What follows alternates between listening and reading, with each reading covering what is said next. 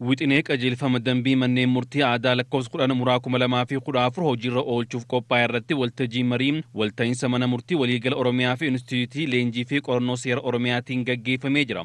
Manneen murtii aadaa hundeessuu walqabate hojiiwwan hojjetamaa turanii fi rakkoo mudachaa jiran akkasumas kallattii fuulduraa irratti waltajjiin kun kan gaggeeffame. Pireezidaantii mana murtii waliigalaa Oromiyaa Obbo Gazaalii Abbaasii Mal akka himanitti manneen murtii aadaa godinoota Oromiyaa hedduu keessatti hundeeffamanii akka jiruu fi hanga ammaattis manneen murtii toora 3,000tti siqan hundeeffamanii tajaajila hawaasaaf kennaa jiraachuu himanii jiru. Hojiileen mootummaan xiyyeeffannoo guddaa itti kennee hojjechaa jiru keessaa hundeeffama manneen murtii aadaa akka ta'es Gazaalii Abbaasii Mal himaniit jiru. Akkama mootummaatti dhimmoota xiyyeeffannoo addaa itti kennee mootummaan hojjetaa jiru sadan keessa waa'ee hundeeffama mana murtii aadaati.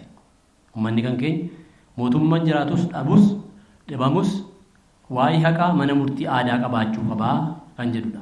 Walitti qabaan qoree dhaabbii dhimma bulchiinsaa fi seeraa caffee Oromiyaa Obbo Naasir Hussein gama isaaniitiin uummanni Oromoo duudhaa ganamaatti akka deebi'u taasisuu keessatti manneen murtii aadaa hundeeffamaa jiran gahee olaanaa akka qaban kan kaasan yoo ta'u duudhaa ganamaatiin kenniinsa tajaajila haqaa sirrii ta'e kennuun akka danda'amus kaasanii jiru.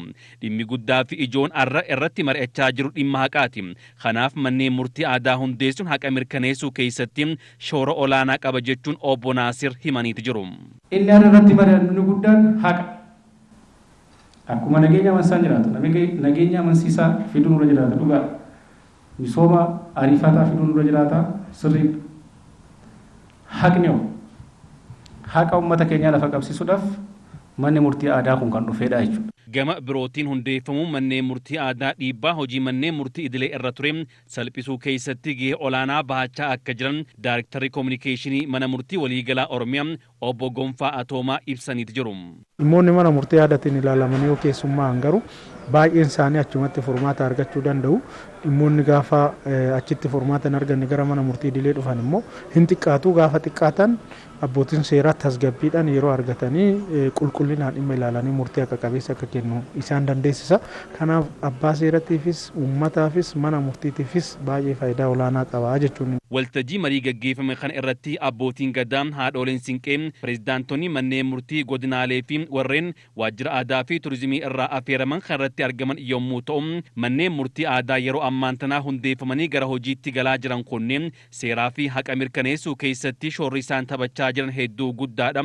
Walitti bu'insaa fi waldhabdee qaamolee hawaasaa gidduutti uumaman karaa haqa ta'een ilaalaa jiraachuudhaas hirmaattonni kaasaniit jiru. Manni murtii aadaa kun waan guddoo hojjetaa ture kalilleen har'alleen hojjetaa jira. Manni murtii aadaa kun wanni makalee jiru san seera qabeessa godhuudha. Seera qabeessa godhuudha. Akka mootummaan teenya beektu godhuudha. Akka addunyaan beektu godhuudha. Ragaa sobaa kana hambisuudhaaf kaayyoonsaa namni haqa argatuufi murtii atattamaa akka argatuufi. Mana murtii aadaa kana keessatti taasisamaa jiru, araarri taa'aa jiru, gumaan kaffalamaa jiru, beenyaan kun hundumtu ilaalcha guddaa qabaa jechuudha.